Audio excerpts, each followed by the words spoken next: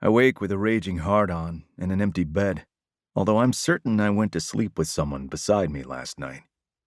While my head thumps to a wicked beat, I roll it on the hotel pillow. The space beside me is rumpled, the sheet tossed back, the extra pillow creased. Someone else was definitely in my bed. But who? Candy? Cassidy? Something along those lines. Lifting my hand to squeeze my forehead takes effort. Thinking is more difficult than it should be this late in the morning. Then again, the purpose of last night was to not think, to shut down my recall of what I'd seen yesterday afternoon, moments before I was scheduled to leave my home in Chicago for my brother's wedding.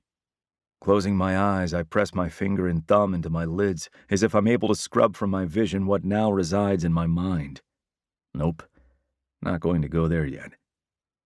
Instead, I'm going to lay here and try to pull up an image of the woman I'd met last night. The one singing to herself in a corner of Randy's bar, hosting a private concert for one.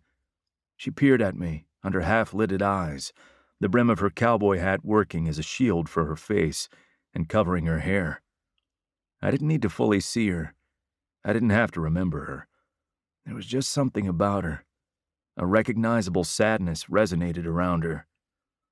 I'd had a disguise of my own last night. A baseball cap, pulled low.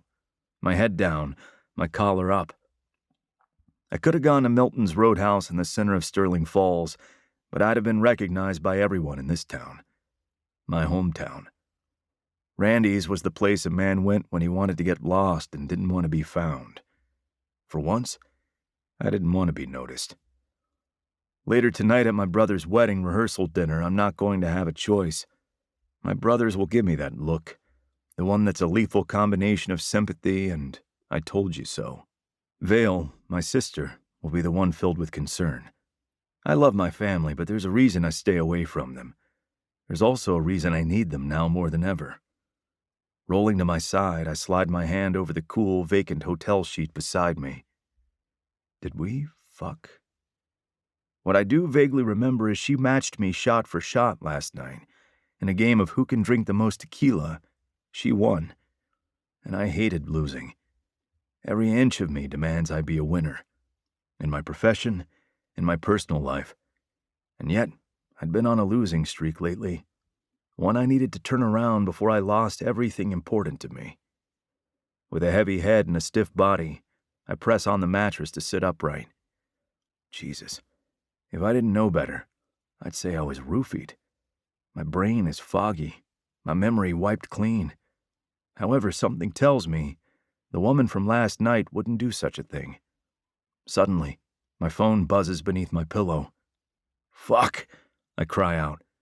The sharp reaction hurts my head as much as the annoying trill blasting through the room. As I answer, I snap. What? Daddy? Shit. Hey, Zell. I hold the phone outward to read the caller ID.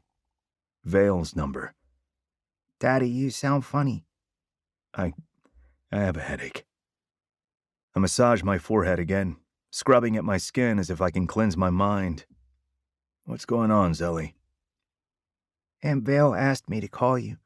Where are you? Good question. Glancing around the room, I find an unmarked pad of paper on the bedside table, which offers no clue as to the name of the hotel I'm in, if I'm even in a hotel, and not some seedy rent-by-the-hour motel. A phone number is written across the top sheet. Fuck. Am I any better than my ex at this point? I'm getting coffee and donuts. I announce, a little too hopeful, I'm not too far outside of Sterling Falls to make my excuse legitimate.